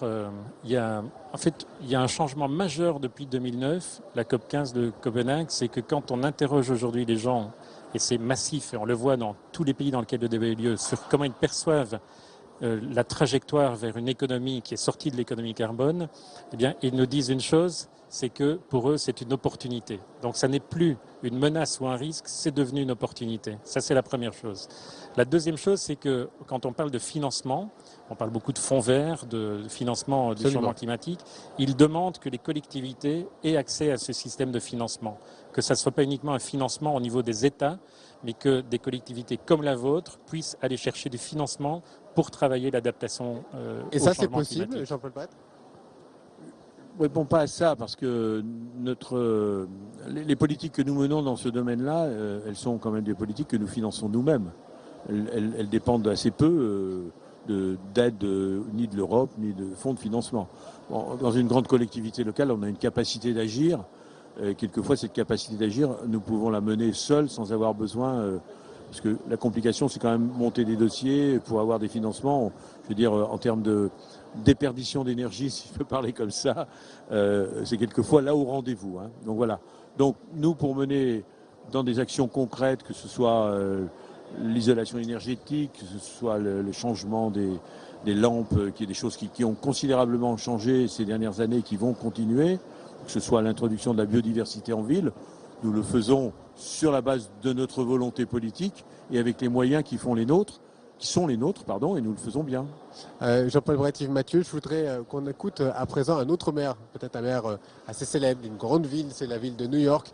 Il n'a pas pu venir pour ce sommet mondial climat et territoire. Il a adressé un message vidéo, c'est Michael Bloomberg, le maire de New York. On l'écoute et on va redébattre un petit peu du rôle des villes juste après. Hello everyone, I'm Mike Bloomberg.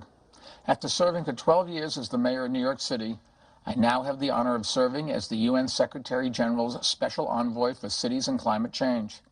Along with the UN, I'm working to highlight the powerful work cities are doing to confront climate change by showing national governments how much progress cities can make and how much they're already doing. We can encourage them to set ambitious goals for reducing carbon. This summit is a chance to do that, and I applaud the government of Lyon and the government of France for hosting all of you. Later this year, France will again play a key role in the effort to confront climate change as the host of the UN's Climate Summit in Paris. During the summit, I will join Mayor Hidalgo of Paris to convene a summit of city and local government leaders from around the world to make sure that these voices and critical efforts are reflected in the Paris Treaty negotiations. We hope all of you will join us and help spread the word that cities hold a key to confronting climate change. After all, cities account for 70% of the world's energy-related emissions, and city leaders have authority over many of the biggest sources of emissions, like buildings, transportation, and waste. More than 3/4 of larger cities have control over energy use in their buildings, one of the greatest contributors to urban emissions. And we're seeing that where cities do have authority, they're taking almost 3 times as many actions to improve efficiency and reduce emissions as those that don't have authority. In fact, in the next 15 years, by taking every action to make these systems more efficient, the emissions reduction that cities would achieve would equal the total emissions of the U.S. and the 27 EU members nations combined. We have the opportunity to make a huge difference. And last year, to help cities seize that opportunity, we launched a global compact of mayors. The compact gives cities a standard way to measure emissions and set goals, and helps them measure progress and see what's working. Our coalition is steadily growing, and the more cities that participate, the bigger the impact we can have. So if you lead a city, I hope you'll take part in the compact. If you live in a city, I hope you'll encourage your mayor to take part. Climate change presents challenges for every city, but if we work together, I know we can meet them. So thanks again for your leadership, and enjoy the rest of the summit. Voilà pour ce message adressé par l'ancien maire de New York, Michael Bloomberg. Je voudrais qu'on parle un petit peu du rôle des villes. Michael Bloomberg parlait du pacte qu'il fallait faire entre les citoyens et les différents maires des villes pour essayer de faire remonter un petit peu tout ça à la surface. Il y a d'abord aussi ce rôle des villes. Est-ce que vous entendez beaucoup parler de ce qu'on appelle les smart cities, ces villes intelligentes, aujourd'hui où on va faire baisser la lumière, on va essayer de faire ce grand débat autour des villes. Vous l'avez, vous, dans votre ville, à Villeurbanne? Oui, il est d'ailleurs mené ici largement au sein de l'agglomération. C'est là qu'il faut parler. Villeurbanne fait partie de la métropole de Lyon. Et ce rôle majeur des métropoles. C'est la métropole qui mène cela, ce qui est normal quand on a comme ça des politiques qui sont à l'échelle de l'agglo. Autant tout à l'heure, je montrais la nécessité de développer des politiques territoriales, y compris à l'échelle d'une ville, dans le domaine de l'avancée, consommation énergétique, autant sur quelque chose comme les Smart Cities qui relèvent quand même aujourd'hui d'une incitation à faire, d'un changement un peu de modèle, autant c'est bien que ce soit la métropole qui conduise cela, parce qu'elle en a davantage les moyens, les services. Mais évidemment, elle exercera cela à l'échelle du territoire dans sa totalité. Et Mathieu, tout ça, ça fait aussi partie de ce que vous entendez de la part des citoyens? Alors, on leur a posé la question. Oui. Nous, on fait le principe fondamental d'un débat comme ce débat citoyen planétaire, c'est la présomption de compétence des citoyens. Et donc, villes intelligentes, c'est des villes avec des citoyens intelligents. Et dans le débat citoyen planétaire, donc 10 000 personnes ont été interrogées dans 76 pays. Ce qu'ils nous disent, c'est qu'un des premiers outils à déployer pour lutter contre les changements climatiques, c'est l'éducation. Et ils demandent de nouveaux programmes d'éducation, de partage d'informations à pratiquement 75%. Parce qu'on ne réussira la ville intelligente que si les citoyens accompagnent la ville intelligente. Ce n'est pas une question de tuyaux uniquement. Et la deuxième chose qu'ils nous disent, c'est que pour eux, le changement climatique passe par eux en tant que citoyens et puis par les collectivités et par le pouvoir le plus proche d'eux. Il y a aussi un autre thème évidemment qui fait partie de ce sommet, c'est la réduction du gaz à effet de serre. Et j'en terminerai par là. Et aujourd'hui, il y a 30 villes européennes, dont Lyon, dont Paris, Rome par exemple, qui se sont engagées à faire baisser de 40% leurs émissions de gaz à effet de serre. Est-ce que vous pensez que l'idée est en train de faire son chemin et que ces 40% sont atteignables aujourd'hui? Objectif quand même très fort. Je reviens au concret. À Villeurbanne, nous n'avons sur 3 ans, à partir du moment où on a mis en place les éléments après qui permettent de la comparaison, donc 3 ans après, on a réussi à faire baisser de 5% au total et de 8% à périmètre constant. Quand je dis à périmètre constant, c'est pour ça que quand je dis 40%, ça reste quand même un objectif majeur. Voilà, entre 5 ou 8% et 40%. Je rappelle qu'on était dans les 3,20, donc il y avait déjà les 20%. Après, moi, je me méfie aussi un peu des objectifs qui sont trop ambitieux parce qu'ils peuvent être inatteignables. Déjà, je pense que nous devrons arriver à 20 dans les délais qui étaient normaux. Après, se donner de nouvelles ambitions, c'est bien. Encore faut-il, et je pense que c'est atteignable, mais encore faut-il pas que ces ambitions deviennent finalement un horizon trop lointain qui conduisent finalement à dire demain sera mieux qu'hier. Et voilà, vous voyez. Je reste assez pragmatique sur ce terrain-là. La volonté, elle s'exerce, elle n'a pas besoin d'avoir des objectifs toujours plus élevés. Et Mathieu, vous voulez rajouter un point là-dessus? Ah oui, là, il y a un point de désaccord avec les citoyens du monde. Je trouve ça intéressant parce que je comprends ce que vous dites sur le fait qu'il y a le côté réalisme de la trajectoire. Mais quand on les interroge, et là, c'est quel que soit le pays, c'est ressorti massivement, les gens demandent aussi qu'il y ait un engagement à long terme de sortie de l'économie carbone. Donc ce qu'ils demandent, c'est évidemment, il faut des objectifs à 5 ans, comme vous le proposez. Ils demandent qu'il y ait de la transparence, qu'on rende compte, qu'on rende public les résultats, qu'on revoie régulièrement les objectifs, mais dans un objectif à long terme, qui est l'objectif zéro émission de gaz à effet de serre. Et ça, c'est une attente qui se dégage du débat citoyen planétaire, c'est de dire On est d'accord, c'est peut-être 20% maintenant, 40% demain, mais c'est 0% avant la fin du siècle. Les attentes sont très fortes de la part des citoyens. On va voir si les élus sont capables de répondre à tout ça. Vous savez, il y a un livre qui est sorti il y a peu de temps de Benjamin Harber, qui est un économiste spécialiste américain, et qui dit en fait que, et si les maires gouvernaient le monde, cette question, et on en aura fini, est-ce que vous pensez que les maires peuvent sauver le monde ? Moi, je suis plus modeste. Je pense que c'est le monde qui sauve le monde. C'est donc les maires, c'est les chefs d'État, c'est les citoyens. Et dans ce domaine-là, personne n'a à être complètement le sauveur des autres, mais tout le monde à être le sauveur de tous. Et voilà pour ce message, en tout cas pour ce sommet mondial qui a commencé depuis ce matin ici à Lyon, au Conseil régional de Rhône-Alpes. Et d'ailleurs, on va rejoindre la salle plénière où ont lieu les débats. On va écouter quelques minutes de débat et on reviendra avec différents invités tout à l'heure. À travers de l'expression de Diogo Franco, vous l'aurez compris, on parle d'une même voix pour dire que l'approche territoriale de la lutte contre le dérèglement climatique est essentielle, parce qu'on ne peut se contenter de considérer, on pourrait être tenté si on voulait réduire simplement les émissions de gaz à effet de serre, qui est déjà un défi évidemment considérable, de simplement se poser la question comment on peut substituer une énergie par une autre, comment on peut finalement faire en sorte que nous utilisions désormais des énergies décarbonées. Or, vous savez, ça a été rappelé par tous les intervenants depuis ce matin, ça n'est pas le problème. Le problème, c'est un changement d'organisation de la société, un changement culturel profond et une façon totalement différente, y compris de concevoir nos modes de vie.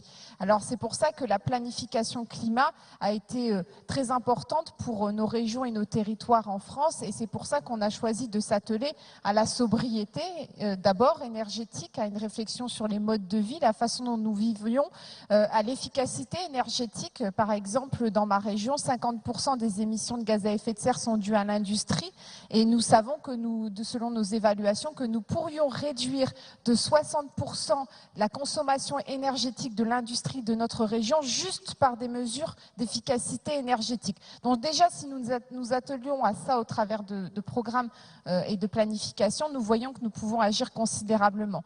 Et la dernière chose, c'est évidemment le fait de pouvoir développer des politiques énergétiques ambitieuses en matière d'énergie renouvelable. Alors, nous coopérons sur ces enjeux. Et pourquoi nous le faisons? Parce que d'abord, il y a une question de cohérence politique. C'est-à-dire que le climat est un problème planétaire. Nous ne pouvons pas dire à nos concitoyens, nous, à l'échelle d'une ville ou d'une région, nous allons résoudre ce problème planétaire. Au moins, nous savons que lorsque nous coopérons, nous nous attelons non pas simplement, même en participant à ce sommet, nous participons à construire des solutions à une échelle planétaire, comme ça doit être le cas pour le problème climatique. Le deuxième aspect, c'est que dans cette planification climat, il y a des innovations locales à créer parce qu'il n'y a pas de modèle existant aujourd'hui qui nous permette de vivre sans détruire et impacter le climat de manière considérable comme c'est le cas aujourd'hui. Et donc ces innovations locales, il faut du partage d'expériences, il faut aussi de la recherche et innovation, il faut aussi de la coopération entre des entreprises, de la coopération économique parce que c'est très important.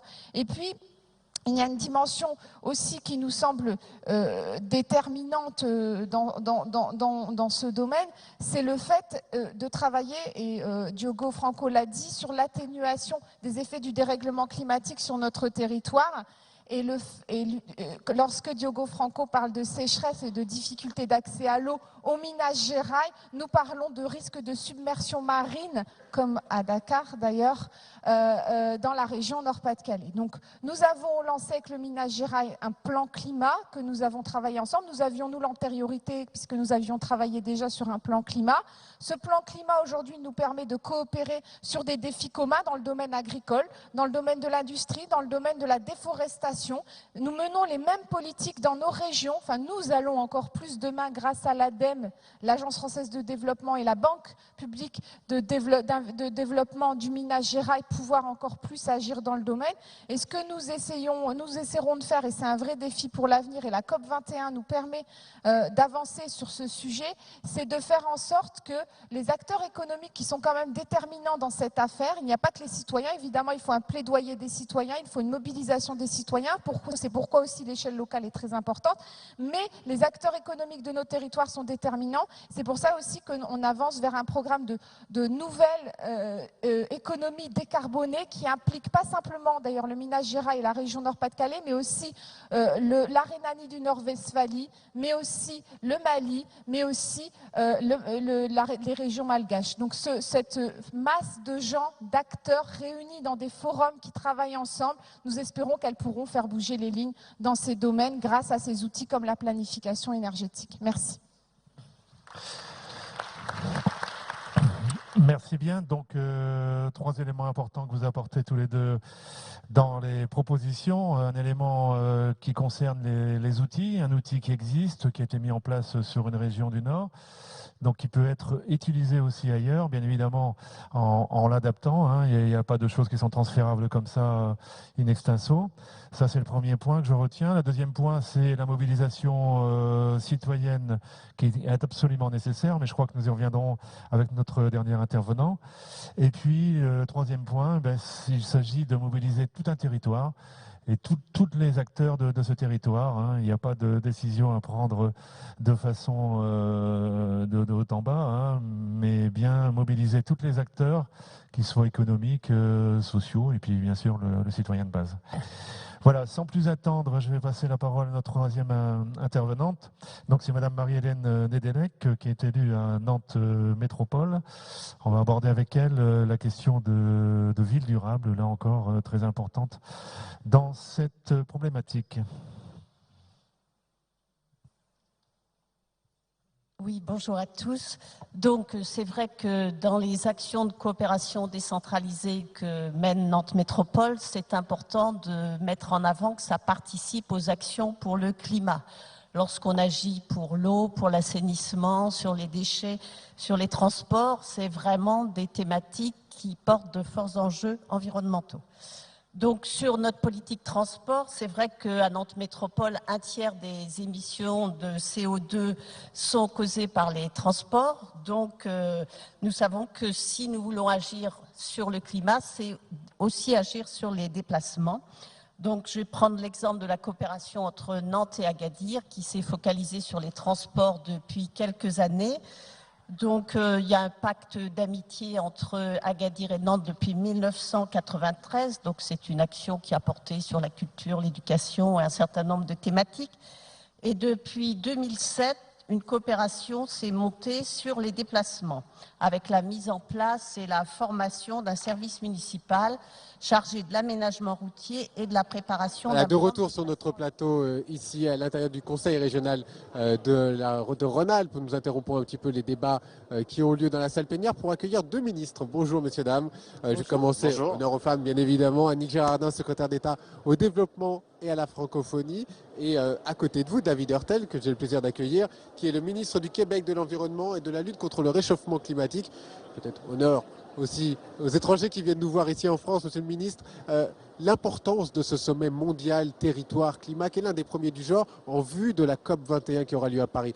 Quelle est l'importance de ce sommet? Importance capitale, parce que ce sommet met l'accent notamment sur l'importance des États fédérés, des régions, des municipalités, le rôle essentiel que nous avons dans la lutte contre les changements climatiques. Alors, en route vers la conférence de Paris, il est très important de souligner les moyens concrets qui sont mis de l'avant par des États fédérés comme le Québec, par l'établissement d'un marché du carbone, du plus grand marché du carbone en Amérique du Nord que nous avons lié à celui de la Californie, et des efforts qui sont faits. Et de bien comprendre que dans bien des cas, les juridictions, les vrais pouvoirs, les actions concrètes qui sont faites en matière de lutte contre les changements climatiques sont faits au niveau des régions, des États fédérés et des municipalités. C'est très important qu'à travers des événements comme celui-ci, on reconnaisse ce rôle-là et qu'à Paris et par la suite, parce qu'évidemment, Paris, c'est un départ, ce n'est pas une fin en soi, qu'on puisse reconnaître l'importance des actions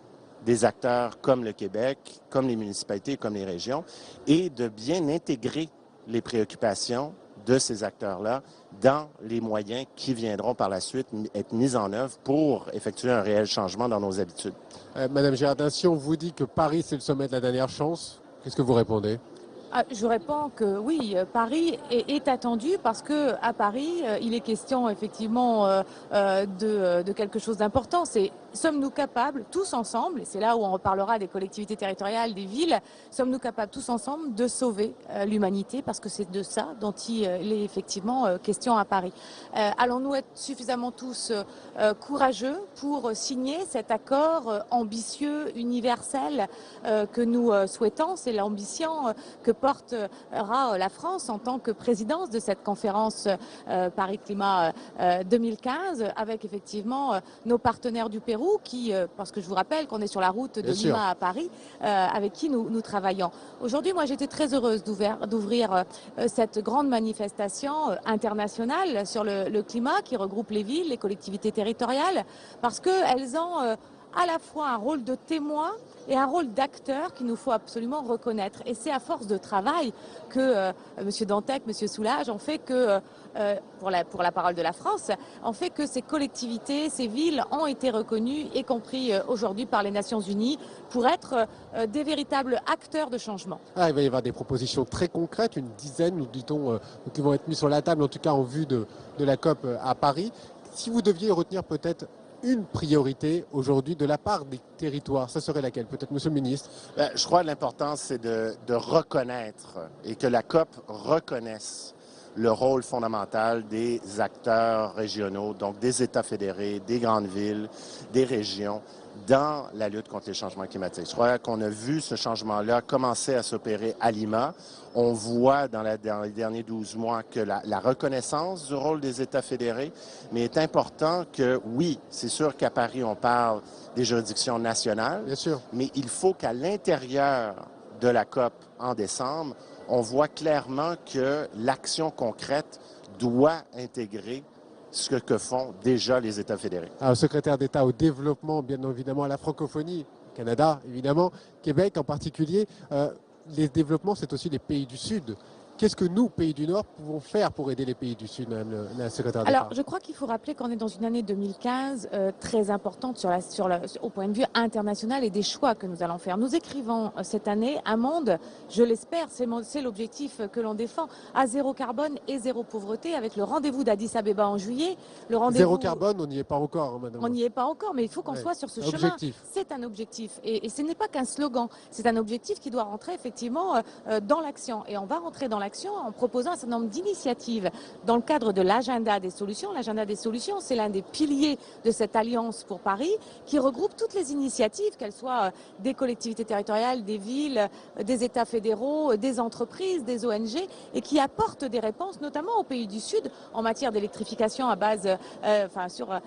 travers des énergies renouvelables, un système d'alerte pour les petits États insulaires qui sont frappés par aujourd'hui la montée des cyclones, des typhons, et puis aussi la question de la désertification. Ce sont des réponses concrètes qu'il nous faut apporter. Et concret, c'est l'argent aussi. On a besoin des collectivités. C'est l'argent, c'est le fonds vert, c'est le fameux fonds vert, près de 10 milliards d'euros qui pourraient être abondés sur 4 ans. Est-ce qu'il ne faudrait pas essayer d'aller plus vite, plus loin, essayer d'avoir ces 10 milliards d'euros tous les ans? Monsieur le ministre? On l'a vu d'ailleurs dans la dynamique de la francophonie. On a vu déjà au sommet de Dakar, au dernier sommet de la francophonie à Dakar, on a vu des premières ententes pour justement reconnaître l'importance d'une coopération au niveau du développement économique des États du Sud. Il faut non seulement, oui, il faut investir de l'argent, mais il faut investir aussi dans le développement économique, dans le développement des nouvelles technologies propres. Comment travailler avec l'ensemble de nos partenaires africains, par exemple, au sein de la francophonie. Qu'est-ce que vous proposez? Comment vous faites exactement? Alors nous, ce qu'on propose, et on l'a vu concrètement au niveau du sommet de la francophonie, mais on a d'ailleurs l'Institut de la francophonie sur le développement durable qui est basé à Québec. Nous travaillons étroitement avec l'IFDD pour justement travailler concrètement à travers nos ressources que nous développons grâce à notre marché du carbone qui nous permet de développer notre propre fonds vert québécois qui générera plus de 3,3 milliards de dollars, 3,3 milliards de dollars d'ici 2020. Et ces fonds-là servent à investir dans le développement d'une économie plus sobre en carbone. Mais ce développement économique-là passe nécessairement par des échanges avec nos partenaires de la francophonie du Sud, nos partenaires africains, pour développer cette économie plus sobre en carbone sur une échelle plus globale. Madame Girardin, est-ce que vous diriez que finalement les pays du Nord, la France, l'Europe, peut-être le Canada, le Québec, il y a une forme de dette écologique envers les pays du Sud? Est-ce que nous sommes redevables? Il y a une forme de où il y a un besoin de responsabilité, mais la responsabilité, elle doit être partagée, même si elle est différenciée. Il y a aussi une forme de solidarité. Et c'est les deux, effectivement, mots qui devront être portés tout au long de cette année 2015 et dans notre relation entre, effectivement, les pays du Nord et les pays du Sud, les pays industrialisés et développés et les pays moins développés. Deux idées concrètes également développées avec l'Agence française de développement, c'est à la fois de donner un coup plus rapide d'action entre les collectivités territoriales françaises et des collectivités du Sud en lançant un appel à projet de 600 000 € pour cette année qui est en route. C'est aussi pour l'Agence française de développement de financer et d'accompagner 100 projets de ville d'ici 2020 avec cette volonté effectivement que l'Agence française de développement, qui est notre outil en matière de développement, puisse verdir ces actions et notamment mettre l'adaptation au cœur du développement, et c'est la grande question. Et puis peut-être juste dire, tout à l'heure j'en ai parlé, vous savez, après la Deuxième Guerre mondiale, on a lancé les jumelages avec l'Afrique, avec l'Allemagne, avec comme objectif la paix, le maintien de la paix. Et je crois qu'aujourd'hui on a une grande cause qui est le climat, et nous pouvons lancer des jumelages climat, c'est du moins... De ville à ville. De ville à ville, de collectivité à collectivité, ça peut être de département à département ou de région à région. Je crois que c'est important parce que c'est à travers ces jumelages qu'on regagne de la confiance, que les technologies, que les compétences sont partagées, que les solutions sont également apportées. Parce que vous savez, l'Afrique, moi je la visite beaucoup, et c'est l'Afrique des solutions, pas que des problèmes. Et en Afrique, on a besoin de leviers supplémentaires pour faire que les réponses soient apportées à l'échelle sur les questions de dérèglement climatique, mais aussi sur les questions de lutte contre la pauvreté. On a l'impression depuis ce matin, qu'on entend un petit peu tous les invités du monde entier qui viennent, que finalement les collectivités sont plus en avance que les États. Est-ce que vous diriez la même chose? Plus avancées en tout cas. Ce qu'il faut comprendre, c'est que dans bien des cas, c'est le cas au Canada et aux États-Unis, les États fédérés ont le gros des juridictions, ont le gros des moyens réglementaires, les pouvoirs réels pour vraiment créer un véritable changement. Et c'est pour ça que c'est les provinces canadiennes, comme le Québec, qui ont créé un marché du carbone avec la Californie. Il faut y penser. Deux États fédérés de deux pays différents, parlant deux langues différentes, qui réussissent à créer ensemble un marché commun du carbone. Ça peut arriver chez nous, ça? C'est à soutenir, c'est à soutenir. C'est un exemple, effectivement, à soutenir, à rendre beaucoup plus visible et lisible, parce qu'il est peu connu, pas suffisamment connu. Et je crois que c'est ce type d'action qu'il nous faut aujourd'hui soutenir pour que tous ensemble, parce que c'est bien ça, on parle aujourd'hui de collectivités territoriales, d'États fédéraux, mais n'oublions pas les ONG, n'oublions pas les entreprises. Les entreprises qui ont un rôle majeur aussi, bien sûr. Un rôle majeur aux côtés des États. C'est tous ensemble qu'on arrivera à apporter une réponse à Paris et pas autrement. Et je crois que c'est le grand message aussi de l'année. C'est ce que chacun a compris et on voit bien les initiatives des uns et des autres aujourd'hui. Alors, vous disiez tout à l'heure, les collectivités sont en avance.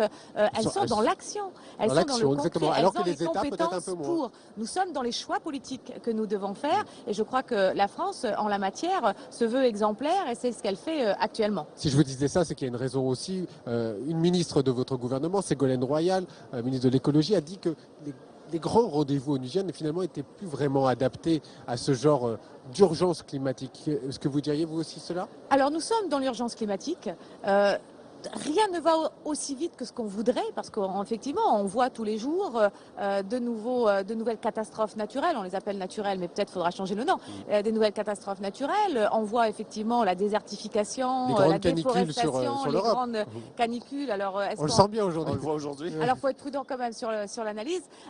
Mais on voit bien effectivement qu'on veut aller très très vite. En même temps, le système des Nations Unies est le seul qui garantit aujourd'hui la voix et la parole de tous, y compris des pays les plus faibles ou des pays en développement ou des pays les plus pauvres, et notamment de l'Afrique. Donc, si nous devions réinventer un système, il faut qu'on y réfléchisse. Mais là, pour moi, ce qui est essentiel, et notamment dans l'accord de Paris, et c'est ce qu'avec Laurent Fabius nous avons souhaité, c'est que toutes les voix soient entendues, y compris effectivement les voix de l'Afrique, des États insulaires, de ceux qu'on entend peu. Ça a été la mission qui m'a été confiée par le président de la République, le lien avec l'Afrique et les États insulaires. Il nous reste 30 secondes, Monsieur le Ministre, sur ce rôle de l'ONU par rapport aux autres collectivités, ce lien inventé. D'abord, je dois saluer le rôle du gouvernement français qui, justement, son leadership au cours de la dernière année en route vers Paris, justement pour inclure l'ensemble des partenaires. Et justement, le président Hollande a clairement dit que les États fédérés, comme le Québec, auraient leur voix à Paris. Et c'est important, justement, de reconnaître le momentum qui est généré par les États fédérés, l'action concrète en matière de lutte contre les changements climatiques qui est mis de l'avant par le Québec, l'Ontario, la Californie et d'autres partenaires nord-américains et à l'échelle de la planète. C'est important de reconnaître cette action-là et de voir que la solution passe par les États fédérés. Merci beaucoup d'être intervenu en direct sur Public Sénat. Merci Monsieur le Ministre, merci. Annick Girardin. Je vous donne rendez-vous très précisément à 16h35. Nous écouterons ensemble le discours du président de la République, François Hollande, qui est attendu ici à Lyon, au Conseil régional de Rhône-Alpes pour ce sommet mondial climat et territoire. Restez fidèles aux chaînes parlementaires et à Public Sénat.